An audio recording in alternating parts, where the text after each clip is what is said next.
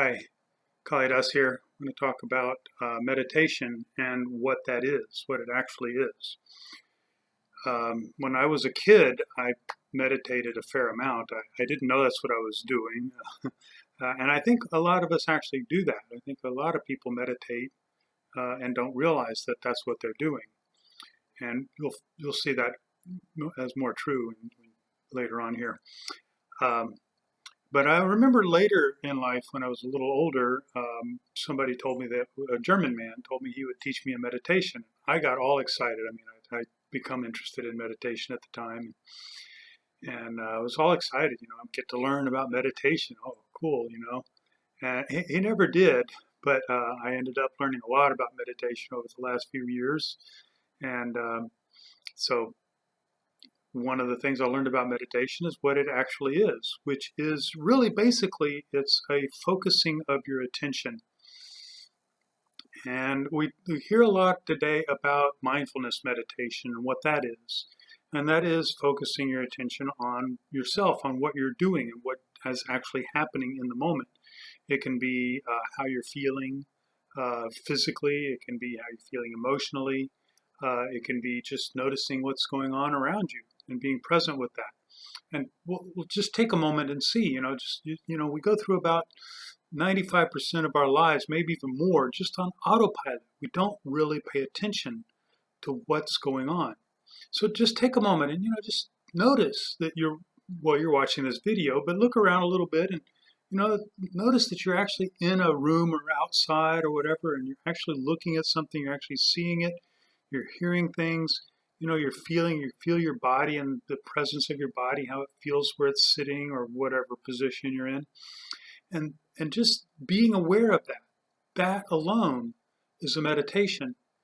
Now, doing that consistently and extending the period of time you do that is what mindfulness meditation is about.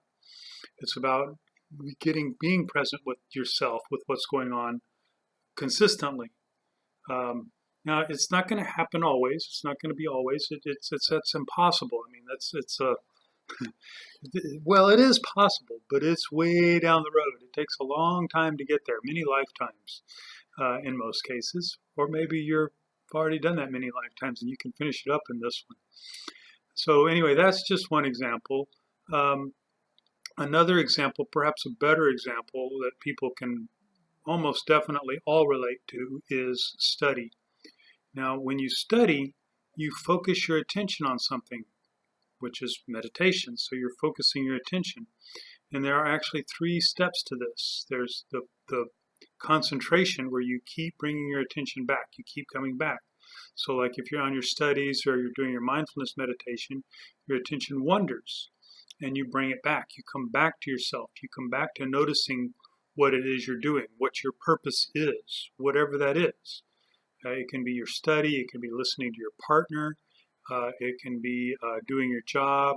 It could be mowing the grass. You're paying attention to that. You're not missing that spot over there when you're mowing, cleaning, anything. So that's the concentration. You go off for a moment and you notice, oh, kind of wandered off my lane there when I'm mowing the grass. You back up and you go back over it again. So you're back on again. You're concentrating, and that's a muscle. You develop this muscle. You're focused on something. You go off. You're focusing on your studies. Math is a great example for a lot of people. I mean, especially when you get to higher math or even lower math. When I was in school, I had such a trouble with understanding certain basic concepts. They just didn't click for me until they did. And that's the next step. So when you're concentrating, you're looking at it, you're thinking about it, and then you notice that you're not. So you pull your attention back.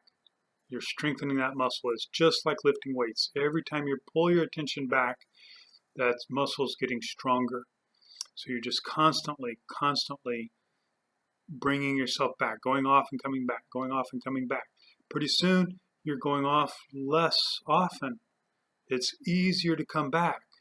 Your concentration gets stronger and stronger, and you're less and less distracted. So the sound you hear, or this noise that happened, doesn't pull you off anymore.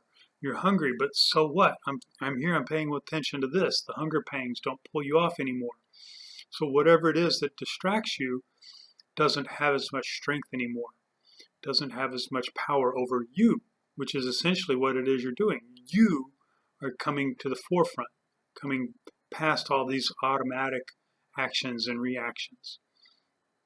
And so eventually you get to meditation where your attention is on something so steadily and so strong that you don't even notice that somebody turned the music on, or that the guy started mowing the lawn, uh, or that whatever else happened. Somebody walks in the room and walks by you, and you don't even know they're there. They got home. You don't even realize you're just there with what you're concentrating on. So now this is what they call meditation. And I know meditation, it's the same thing as what we're talking about, but it's a different way of looking at it. We can call the meditation, the overall subject, a deep meditation. And this was just part of that deeper meditation, is just simply meditation. So when you're focused, that being defined as when your focus gets fixed so that you're no longer distracted and no longer can be distracted, can no longer be pulled away. You're studying your vocabulary for whatever language it is you're working with, and you're just focusing in it, and you're getting it. It's coming in, it's happening.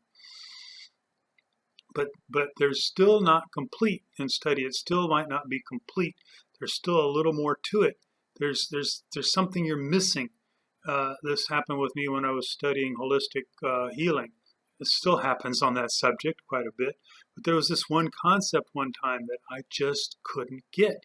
I had a friend who's a mentor of mine, and he was teaching me this, and I would learn by watching him in his office. And I knew so much peripheral information, but it never quite clicked. There was something about it. There was this one little concept. I didn't know that was that one concept that pulled it all together. And when that clicked, boom, it was all there. I mean, it pulled all of this, coalesced, all this stuff from all over, just pulled right in. And I had this blanket understanding of what was going on. That is the stage of absorption. When you get absorbed into your subject, when you have that click, when you have that moment of full understanding of and it may not be complete. Like I said, I still study holistic healing. I still have these major breakthroughs. They're not quite as huge as they used to be, but they're still pretty big. I keep hoping for a huge one. I'm sure it'll happen someday.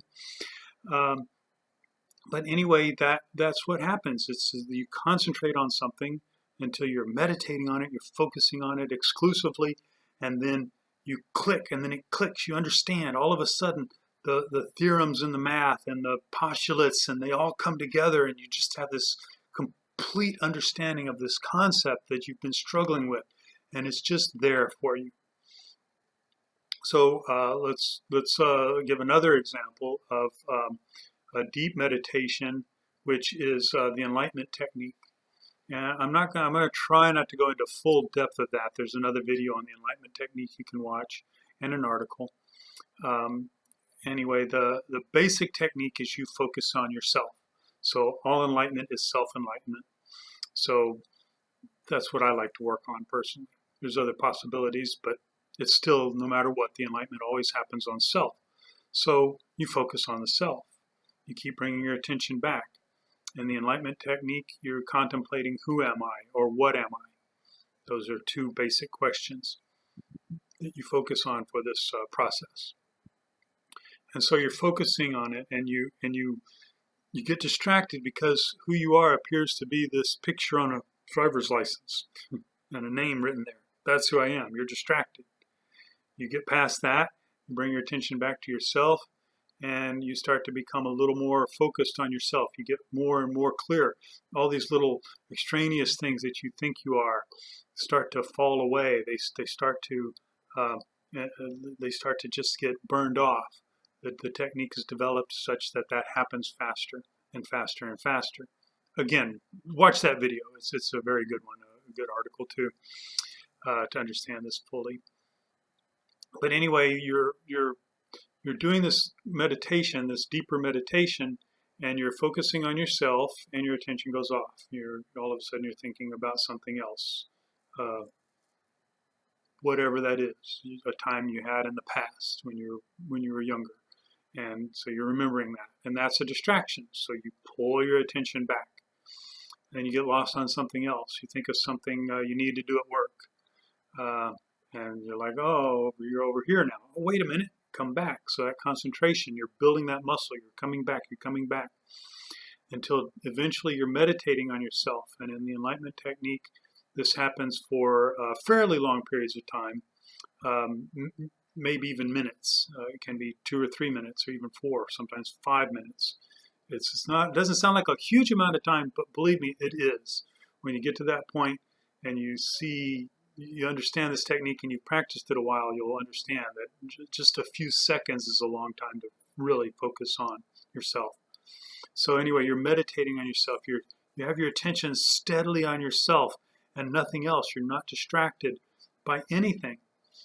This friend of mine tells a story where he was giving a 2-week enlightenment intensive, and usually they're only 3 days. 2 weeks is a very amazing thing to do. And he watched this guy sit there focusing so strongly, his mouth was hanging open, and a fly walked across through in his mouth somehow. I don't get the whole story, if it was across his lip or actually into his mouth. And he had no idea that was happening. My friend told him about it after the intensive was over. He said, no, it didn't happen. Because he was so incredibly focused. He was so meditative that nothing would break his attention. But still there's that breakthrough. On the enlightenment intensive, there's that huge breakthrough. There's that absorption, because you're focusing on yourself, and the absorption is you're focusing on yourself. And I know this makes perfect sense, and it just seems obvious. And when you have the breakthrough, it's incredibly obvious. A lot of people will break out hysterically laughing. The German guy that offered to teach me meditation, that happened to him. He just started burst out laughing when he had his enlightenment experience. And because it's so incredibly simple, it's so incredibly obvious that you are focusing on you. Wait a minute, they're the same thing. And that is the absorption that happens. Now those words make sense to you perhaps, but it's the experience of that, when you actually experience that merging, that absolute experience. That's the difference. That's the distinction. So you can have an understanding, but there's still you understanding.